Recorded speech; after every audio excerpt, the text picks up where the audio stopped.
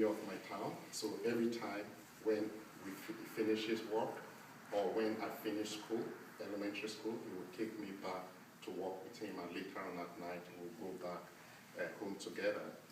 So one particular evening, I had spotted a cluster of fireflies. So I said, Daddy, look, fireflies, but not that with the intention that he will stop or anything like that. I just said it as children would normally say to their parents to distract them. But to my surprise, not only did he stop that evening, he put the car in the reverse gear, and then we went to the cluster of fireflies. So he brought out a transparent jar, and together we picked all these fireflies and put in the jar. You know, for a boy that loves fireflies, that's like heaven, because it was your parents actually helping you to put the fireflies in the jar. Sadly, of course, he said at the end of it that we had to let the fireflies go. So I didn't like that part of the story because I wanted to keep them. But it was the reason he gave for letting the fireflies go. That's why I use a lot of stars in my pictures today. My father could have said, let the fireflies go, otherwise they will die, which is the simple answer. But he's not used to giving simple answers like that. I had the kind of father that if you asked him, Daddy, why do we have a chair? He doesn't just say to sit on.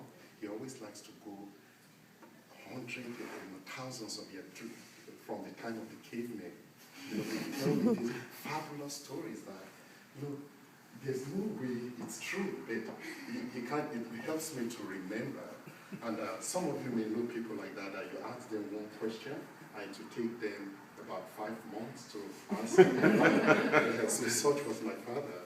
But so it made a lot of sense to me when he said that if I didn't let the fireflies go, then I would never see stars in the sky. That when we go to sleep in the middle of the night, fireflies become stars. So if I did not let the fireflies go, I would never see them anymore. Now, just to be sure, do you all know that's not true? But in my mind, it made complete sense that evening because I was looking at the transparent jar and I was looking up at the stars. So they look so similar. They both twinkle. That's right. Thank you. They both twinkle. And so I thought, wow, that's the reason for stars. So for a long time after that, I not only dreamed to keep fireflies, I tried to push them off because I thought they became stars.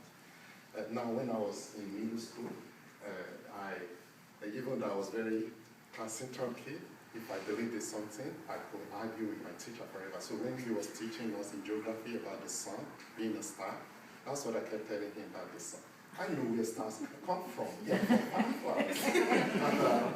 So my father really got a kick out of the fact that I believed that story for that long. But however, what I'm telling you is that even though I know that that story is not true, I think what my father was really trying to say there is that if I love anything tremendously, if there's anything we love a lot, sometimes the best thing is to give it the freedom to fly away and become its own star. Sometimes when we have loved ones in our lives, people that maybe grandparents, maybe great-grandparents, maybe friends, maybe children, just people that are close to us, we never want them to die, right? That's why we have all these medical miracles that will keep the heart beating, while sometimes even part of the body is there. But sometimes in letting them go, in letting them die, that's when they become those stars in our lives or in our memory. Sometimes it may be even parent to children. I know that maybe some of you here, your parents live very far away. I'm sure sometimes when you ask your parents, they probably didn't want you to come this far away to school. Many times parents, they want their children to be right in the town where they grew up and go to school there. You know, they will ask you, why are you going to Mrs. or what? If you are going to France, why do you have to go to France? Why can't you just stay here in this town? We have a good school here. And so they know that you won't become the star that you are if they don't let you go. And so every time when I come to a school like yours and we meet just one day like this, If not because of meeting Dr. Refro and just planning this casually with Mr. Skelton, what are the chances that I will have gotten to meet you? It's very, very unlikely. How many of you ever plan to come to Nigeria? Maybe you don't even think of it. So it's very unlikely. Then what happens to me? And that's the more difficult part of my job as an ambassador, because you travel around the world and every time you get to meet people like this. I just remember your faces, everything that's happened through the day. So in a way, you all become like those fireflies in my life a long time ago.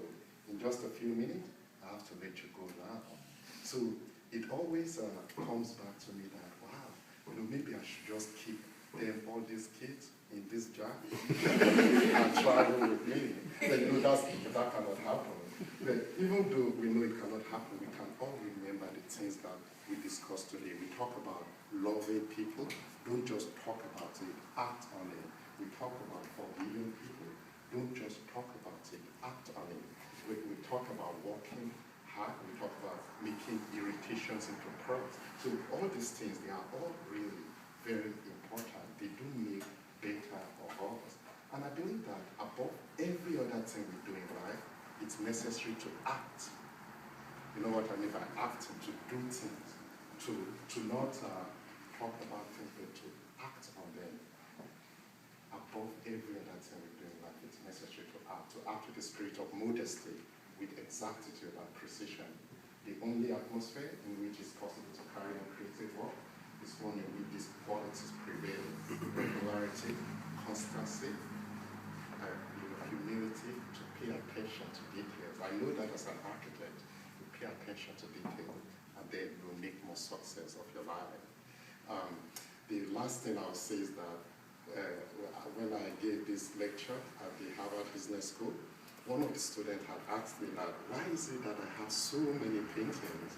And so that was the only answer I could give her, that I think, for me, I don't think about it, I just keep painting. Long before I won the award, before I knew that anything was going to happen with the art, I would just paint and paint and paint pictures because I love to do it. In the end, when you do things constantly, if you, let's say all you know how to draw is a pencil, and you draw one pencil, your friends and colleagues may see it and say, wow, that's a beautiful pencil she drew. If you draw 5 pencils, the same thing they will say. If you draw 20 pencils, make pictures of 20 pencils, everyone will say it's really beautiful. But by the time you draw about 10,000 pencils, right? 2 things happen. The first one is, people would think that you are really crazy, making drawings of so many pencils, or they may think you're a genius, because then, even if in your mind you didn't have any reason for making so many pencils, people will begin to analyze it and say, wow, she makes all these incredible pencils. It might be something in her life, and they will give it a story. It becomes your story in a way. Perhaps you might be thinking that it's because of a dot that pencil makes, like these dots, that because every drawing really always starts with a dot. From the dot, you have a line. From the line, you have a picture. The dot, the smallest part, is what begins it. Sometimes when you look at the whole canvas like this, you might seem kind of intimidating that.